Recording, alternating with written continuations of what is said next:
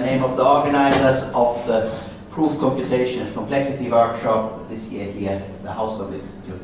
I welcome you, and I'm very grateful to the Hausdorff Institute and to the organizers of the Trimester program that they gave us the opportunity to hold this workshop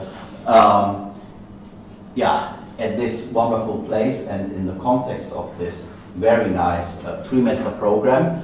And I mean, we were very glad that Professor Ishihara accepted the invitation to give a first talk on constructive reverse mathematics and introduction to different design.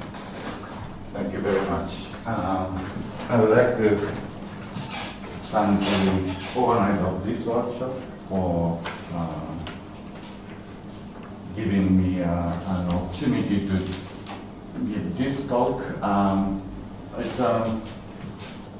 It's an introduction, so please relax. Not a serious talk today.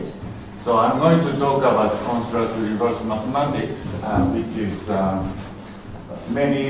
most of you know classical reverse mathematics. And I have been working on constructive mathematics, so I thought that what happened if we use intuitionistic logic instead of classical logic in reverse mathematics. So that's some result, and also I'm going to talk about a very recent result on this.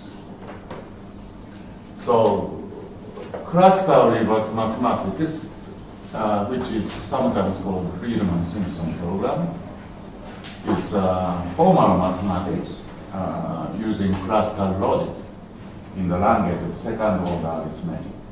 Okay? And assuming a very weak set existence action called recursive comprehension action. I would like to talk about recursive comprehension action is also problematic from intuitionist point of view, constructive point of view. And the main question is, which set existence action are needed to prove the theorems of ordinary mathematics? And there are many people have been working on classical reverse mathematics, and many theorems have been classified by set existence actions of various strengths. For example, weak Kenny lemma, arithmetical comprehension action.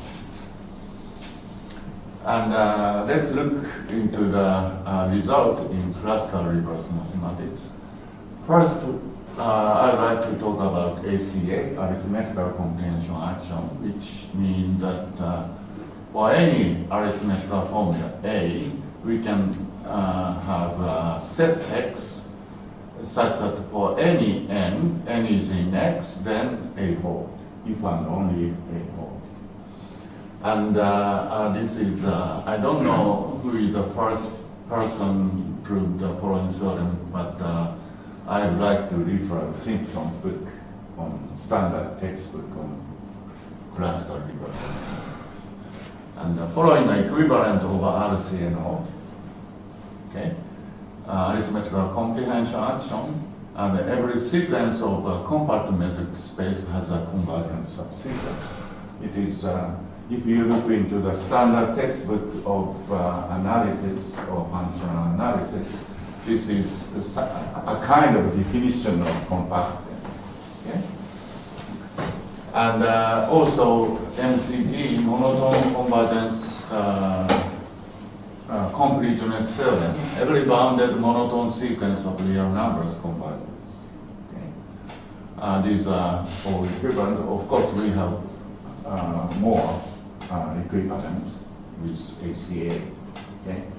I will not talk about MCT because Takako will give a talk tomorrow on MCT. Okay? And next set existence action is weak Kenny lemma. Every infinite binary tree has an infinite path.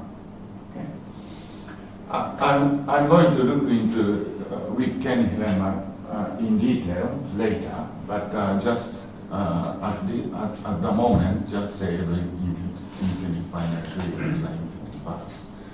And following an equivalent of RCA0, we can lemma, Heine-Borel theorem, every countable open cover of a compact metric space has a finite subcover. Okay? And also, it's a contraposition of a HBT, Heine-Borel theorem, Cantor intersection theorem. Every sequence of closed subset of a compact metric space with finite intersection property has an intersection. Here, for the Heine-Borel theorem, isn't that a definition of compactness? here, we adapt a metric space is compact if it is complete and totally bounded. Okay. This is our definition. Okay. And also, you can find in Simpson's book, following a provable in RCA, binary expansion principle or theorem. Every real number in the unit interval has a binary expansion. And intermediate value theorem, uniformly continuous real value function on the unit interval with this property, then there is the x such that f of x is 0. Okay? This is IBT. These two theorems are provable. Provable. So, and but within a language second order arithmetic, we cannot deal with continuity or discontinuity of a function of this type, because f should be coded by a second order object, that is, f must be continuous. So Koremba has proposed a higher order reverse mathematics based on finite type arithmetic RCA not omega. Okay? And he dealt with only discontinuous function with classical logic. So, and he showed that the comprehension action for any sigma 01 formula, we can have function. It's a comprehension. And Koremba proved that the following equivalent over a omega, this comprehension axiom is equivalent to there is a discontinuous mapping of bare space into them. Okay. So now we have the picture. So in base system, we can prove BE and IDT, binary expansion and intermediate value theorem. And the next level, we Koenig lemma is equivalent to Heine-Borel theorem and Cantor's intersection theorem, and arithmetical comprehension action is equivalent to sequentially compactness and monotone convergence theorem. And in a finite type, higher order reverse mathematics, I think this is a little bit close to here, but here. Here we have a discontinuity theorem.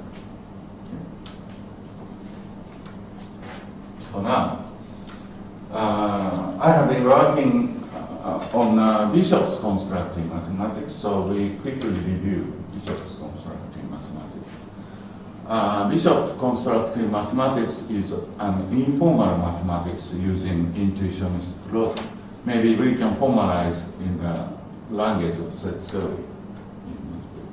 I'm not sure about that. Assuming some function existence action, say countable choice action, and a core variety of mathematics which can be extended to Bishop constructive mathematics is in a sense a core which can be extended to intuitionism by adding continuity principle and one theorem.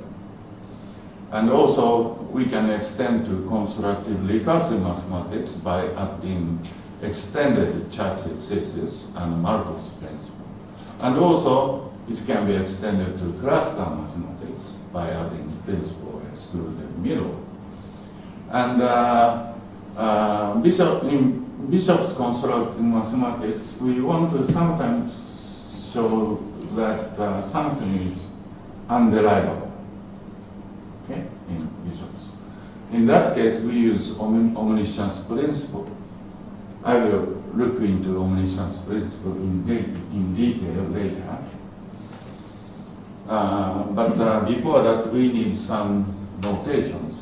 MNIJK ranging over natural numbers, and ABC ranging over finite sequence of natural numbers. And we use these notations. This is the length and concatenation and initial segment relation.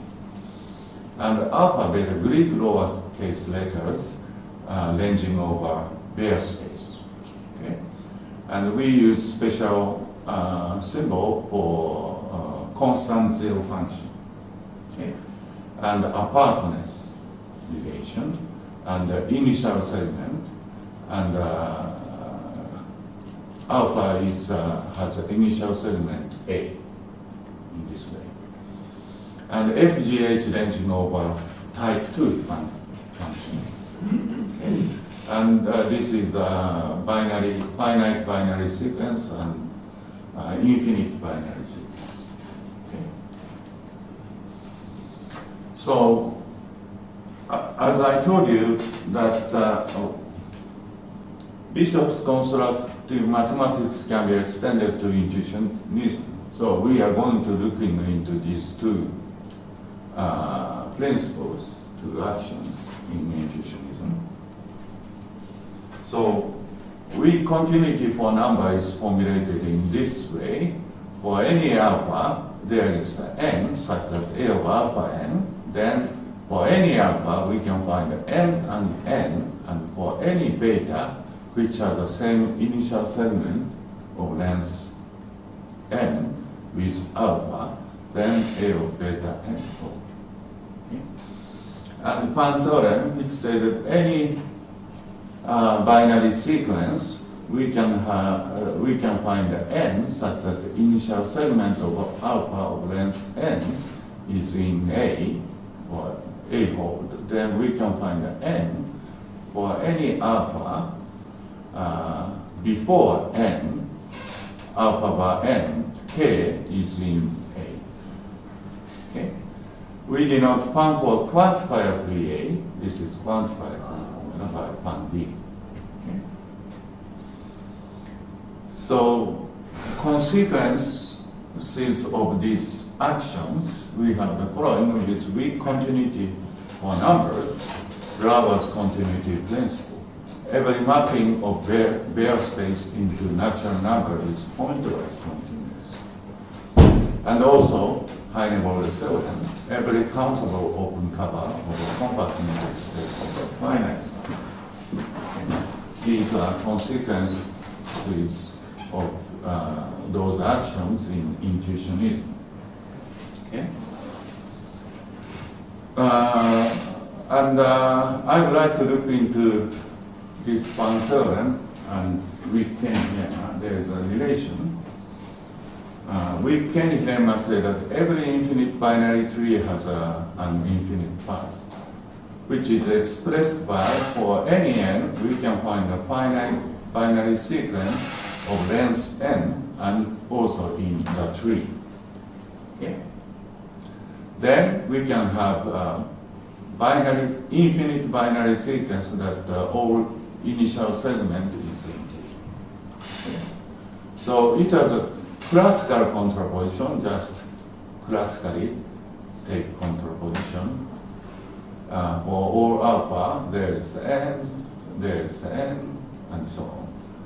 This is equivalent to Fan D. Okay? That means Fan D and weak-Kenny lemma is classical contraposition each other. Okay? So we are going to look into Omniscience principle. Omniscience principle, I told you that in Bishop's constructive mathematics, we want to show that it is not derivable. Then that implies some of omniscience principle. I think strongest, of course we can consider more stronger principle, but usually in usual omniscience principle, this is the strongest principle called LPO, limited principle of omniscience, or sigma 01 principle of exclusive method, which says for any alpha, we can decide there is non-zero term in alpha, or all terms are zero. Okay? And also we have a weak limited principle of omniscience, double LPO, or I01M, for all alpha, not alpha apart from zero sequence, or all terms in alpha is zero. Okay. And the third one is lesser limited principle of omniscience. This is LPO, which is also called sigma 01 De Morgan's law. This is an instance of De Morgan's law. For all alpha and beta, if alpha apart from zero sequence and beta apart from zero sequence is impossible, then we can decide for all term in alpha is zero, or for all term in beta is zero. Okay? This is De Morgan's. This is conjunction, negation, and then we negation go into the conjunction and change into disjunction. Okay? De Morgan's. And also we have the family of Markov's principle. What is Markov's principle? Which is called also sigma 01 double negation elimination. For all alpha, not alpha apart from zero, then alpha apart from zero. This is a double negation elimination. Is an instance. Okay. And also the weaker Markov's principle disjunction, or pi 01 De Morgan's law, is in this form.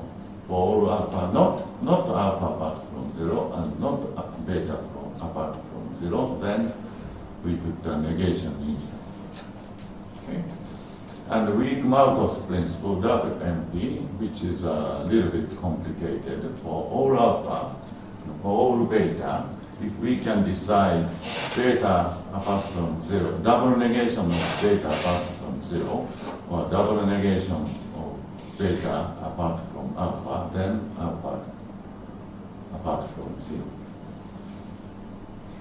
And also, this is a little bit new principle, but it has been known.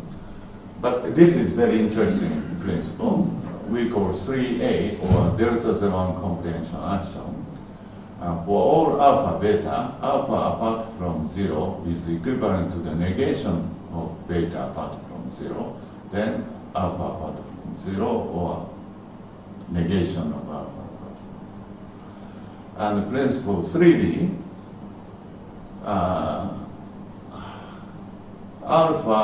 negation of alpha apart from zero is equivalent to beta apart from zero, then alpha apart from zero, or negation of alpha.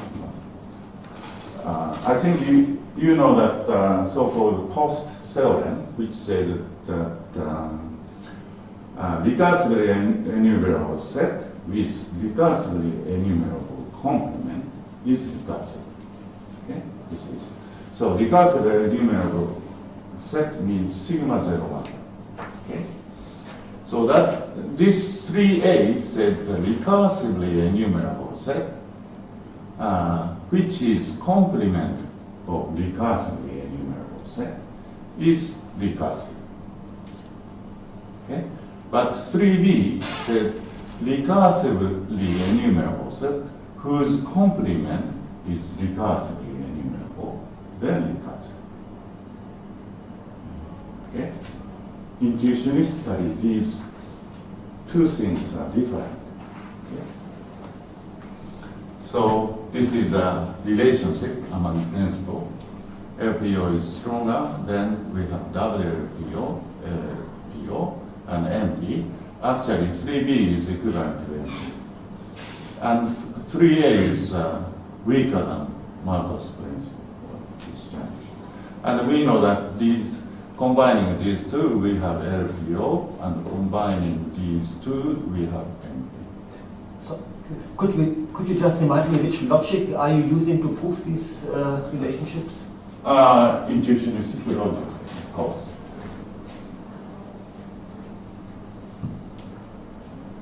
So, I'm going to talk about constructive reverse mathematics with countable choice. I told you that Bishop's constructive mathematics is an informal mathematics and assuming some function-based transaction, countable choice.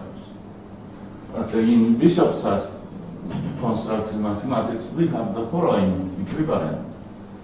I think this was proved by Mandelbrot. SCT, sequentially compactness theorem, is equivalent, and monotone completeness theorem is equivalent to LP.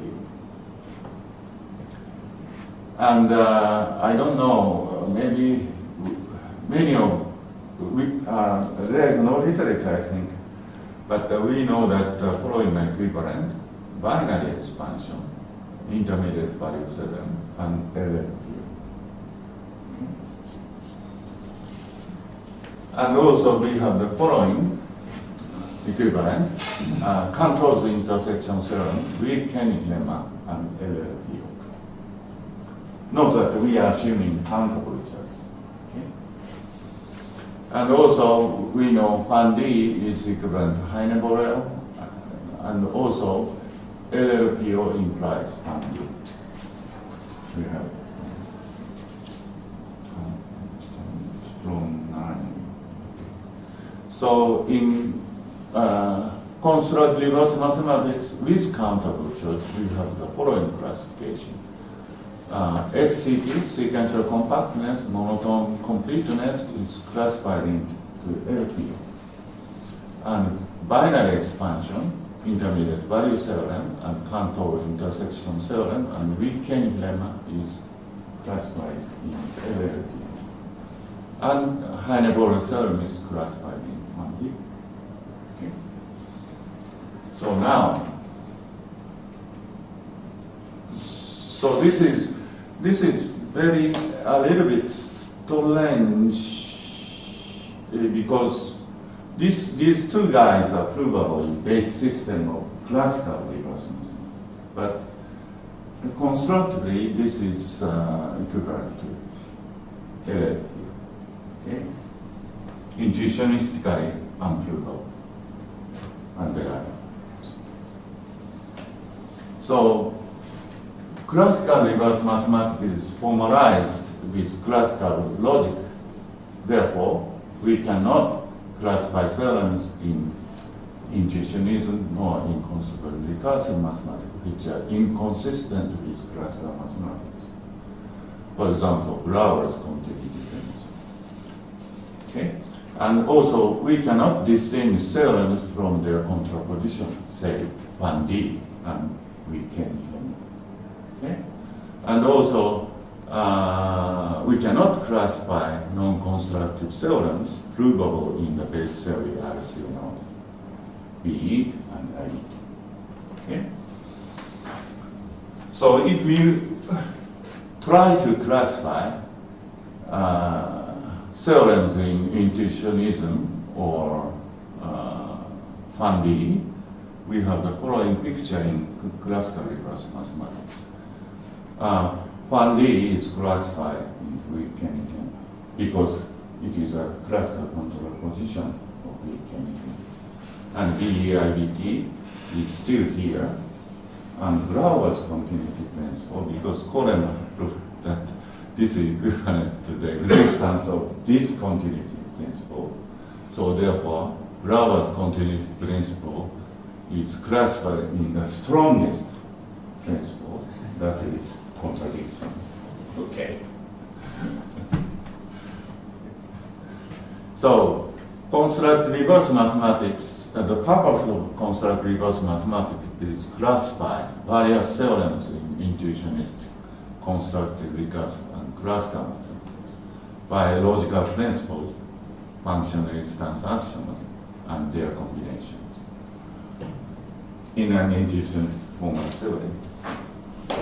So, I think last week I gave a presentation on PCP, so I will not talk about PCP today.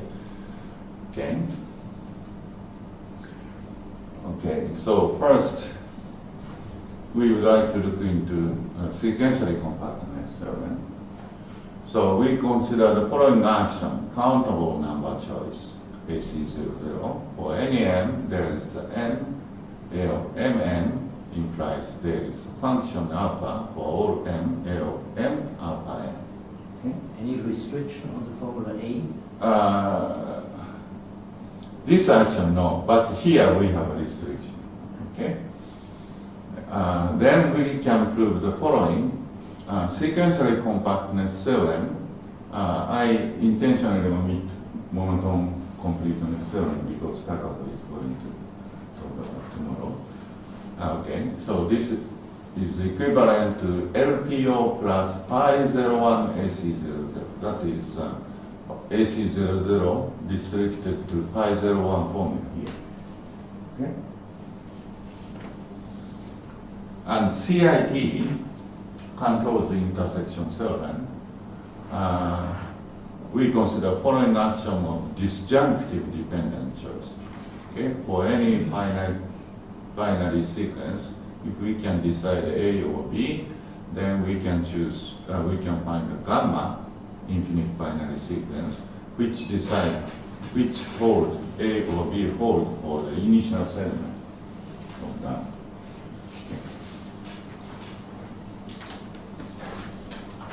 And we have the following for CIT.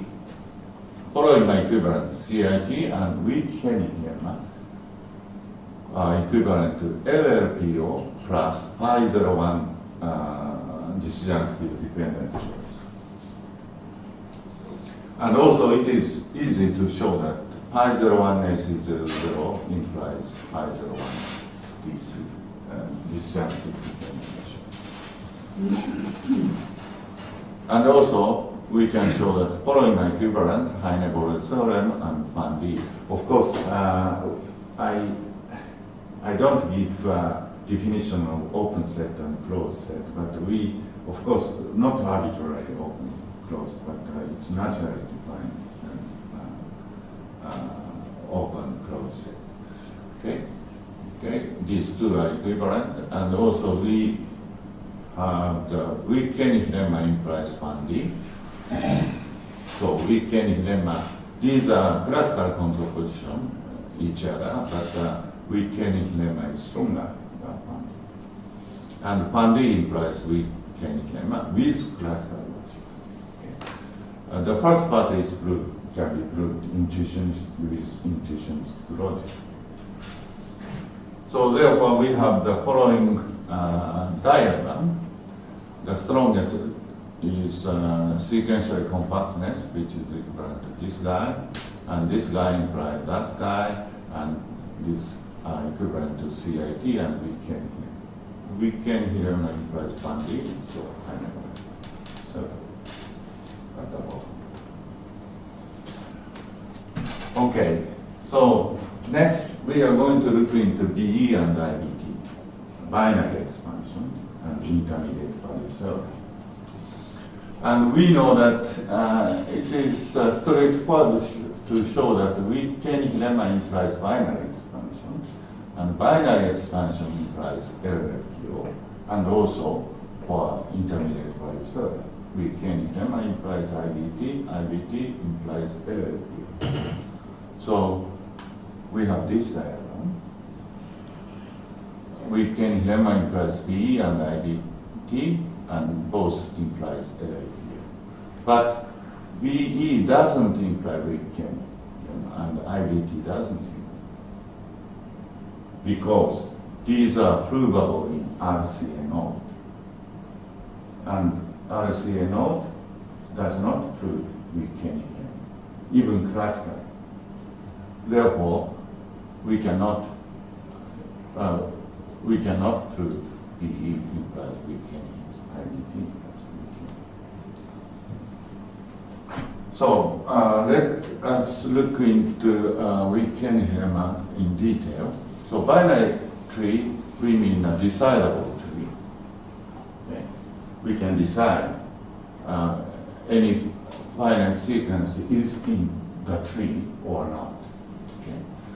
So, and tree, we have a root in T and closed under initial segment. Okay. This is a tree. And tree is infinite if we can find an element in T of any length. And infinite path means we have an infinite binary sequence whose initial segments are in T. Okay. Now, we are going to talk about the number of nodes for detachable subset, that tree. Let's assume S is T. We write S sub n for the set of element in S with length n. And this notation says the number of elements of Sn. Okay? This is finite always.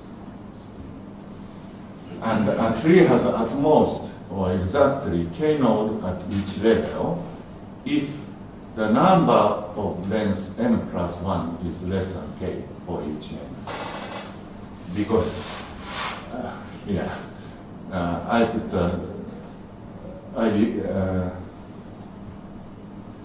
I exclude 0 here because if we put 0 here, then it is nonsense because always 1.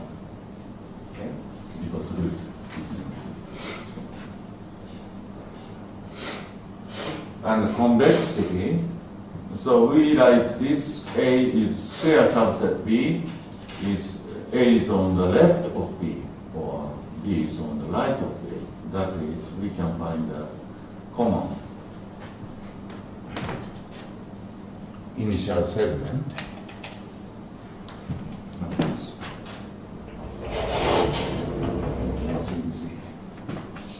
This is A, this is B. Then we can have a common initial segment. This part is 0 and this part is 1. Okay, this is on the left of B. So, and we say that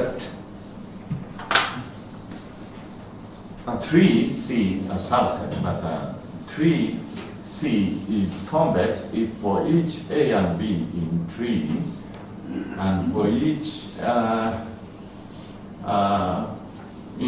finite binary sequence, if C is in between A and B, then C must be in the tree.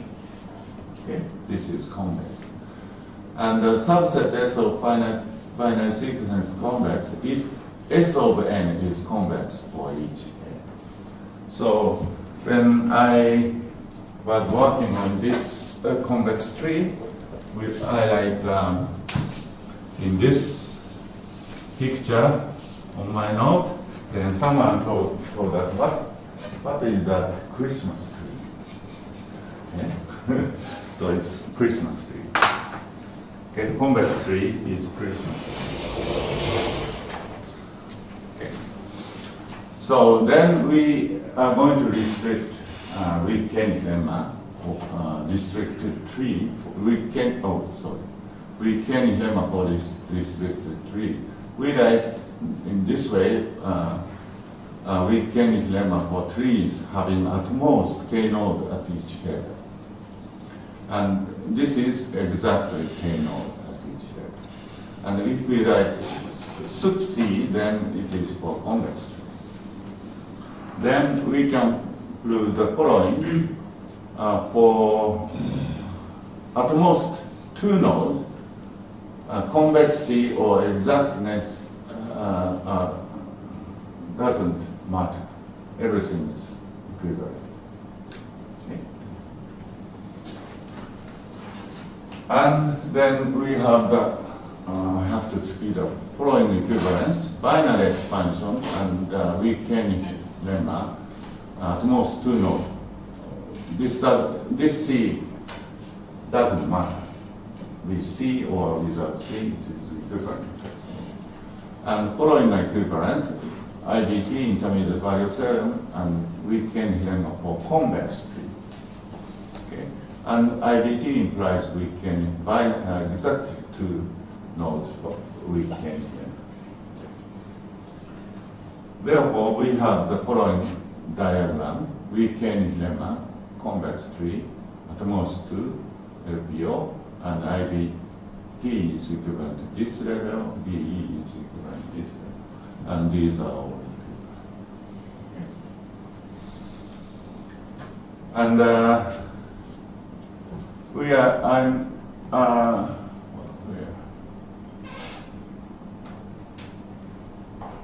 so here we have this equivalence. Weak-K lemma is decomposed into LPO and pi01 DC disjunction.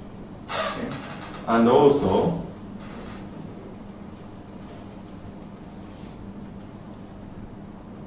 this guy also implies LPO.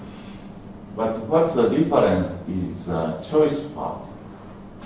Weak-K lemma for convex tree, at most 2 node tree. The difference is not omniscience space, but choice space. Okay? So we are going to look into the what is difference. We consider following condition, and this is at most 2, and C condition for formula A, B, sigma 0 formula A, B. At most 2 condition is for any finite binary sequence A, B, if A is an initial segment, proper initial segment of B, then we can decide these 4 alternatives. And C, for any AB, if B is a child on the right and A or B hold, then at A we have A or BA, and it is a dual. Okay. So then we have the following equivalent. Weak-K lemma for convex tree, and LLPO plus pi01 disjunctive dependent choice with convex condition, C condition.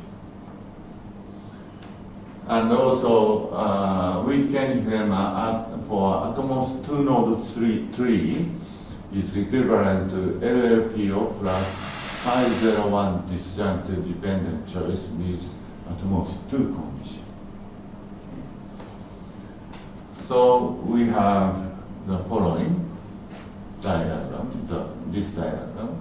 Weak-K lemma is LLPO plus pi01 disjunctive dependent choice, and weak-K lemma for convex tree is equivalent to pi01 disjunct dependent choice with condition C.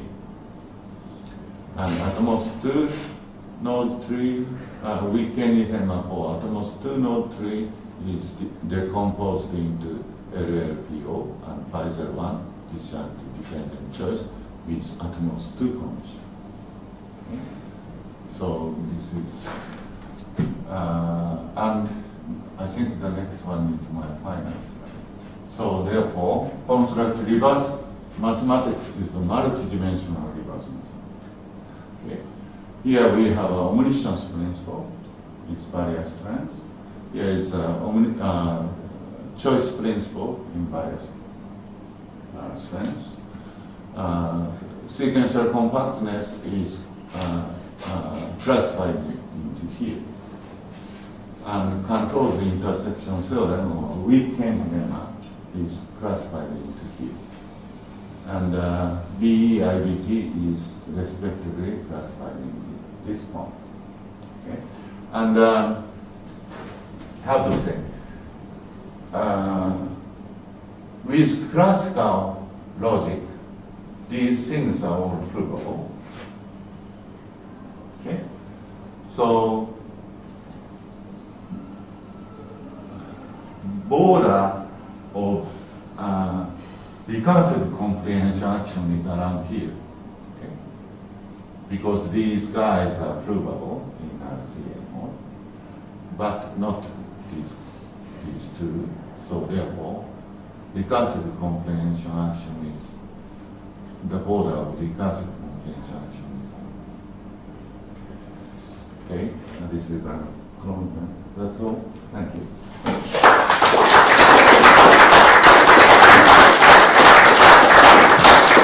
Thank you very much. There is still good time for questions and discussions. You said it's multidimensional. Yeah. You showed 2 dimensions. Are there more? Yeah, because consider FAND. FAND is weaker than here, but I don't think any in any direction. So maybe Fans, things would be. it is difficult because FAN doesn't imply any omniscience principle, and I'm not sure FAN implies some choice principle. So therefore, this is some slice of two-dimensional plane, but we have more dimension because, for example, FAND and also Brouwer's continuity principle. I don't know. So this is just a slice of some plane, two-dimension.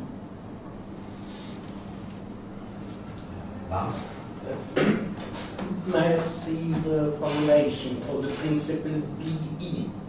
B, How do you state it? binary. Binary expansions. Wait a minute. I see. You mean, wait.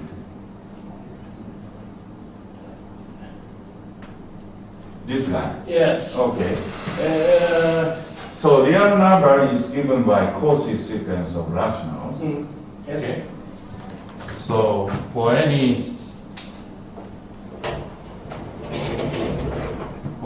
x in 0, 1, there exists alpha in 0, 1, n, such that x is sigma of alpha I 2 minus times 2 minus I plus 1. Yes. If you formulate that principle with 3 in place of 2, and they are co-prime, will that obviously be equivalent? Pardon? You replace the 2 by 3 in that. 2 by 3. Ternary expansion. I think it's same. It's the same, yes. Same. I think so. Yeah. I haven't. You will not have my talk tomorrow, so we can discuss this further. I was wondering, so earlier on you had given these very weak Markov principles as 3A and 3B, Yeah. but they didn't really show up later on. I was wondering maybe like the motivation behind these. Yeah, the one on the next slide. Next slide. Yeah, these two here, these. Or like how they fit into this. Yeah. What's the motivation? Yeah, like Yeah. where, because they didn't really show up again until towards the end of the talk. So I think that the Korema once dealt with delta 01 CA, and he showed some separation. But our motivation was just, I think, some systematical way of generating omniscience principle, and we encounter these things. But this is, I told you that this is two interpretation of post theory. Yeah, that's quite interesting. If we add a countable choice, then 3A is equivalent to the one comprehension junction with classical reverse mathematics. This is one point where 3A comes from. Yeah.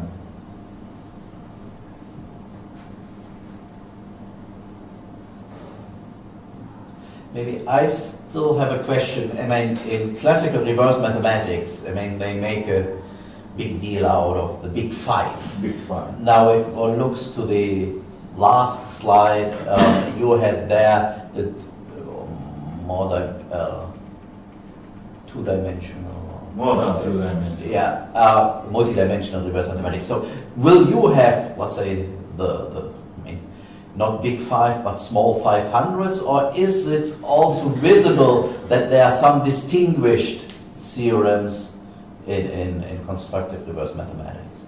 Distinguished. For example, anyway, these theorems have dealt in classical reverse mathematics, so it's nothing, it's a classical theorem. But the one point of constructive reverse mathematics, we can deal with the theorems in intuitionistic mathematics, which contradicts with classical mathematics. Okay? And also we have constructive recursive mathematics. I haven't talked about this.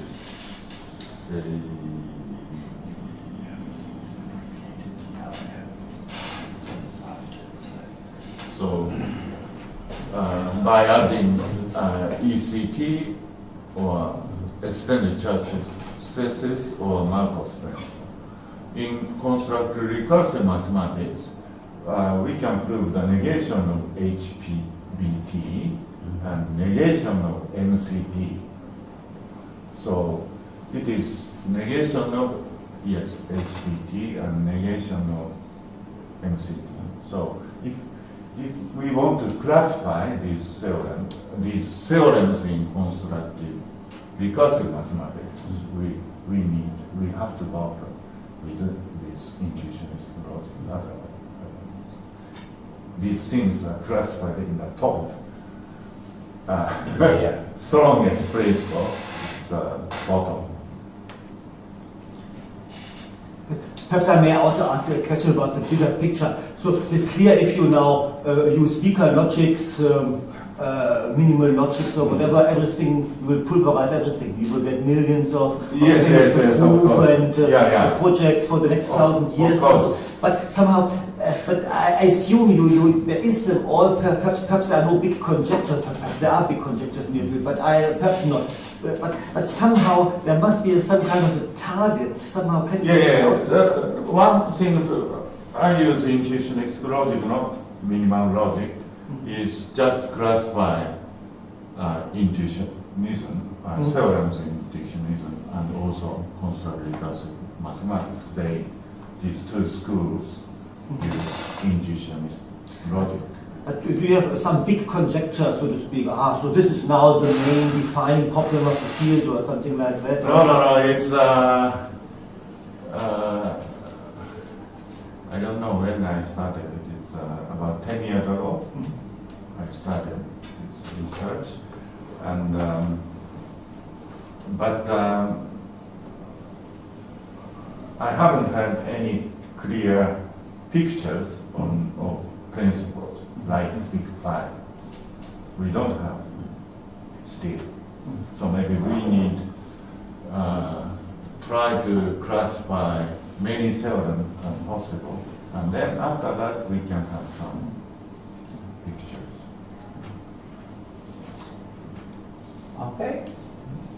There are no more comments. Let's say.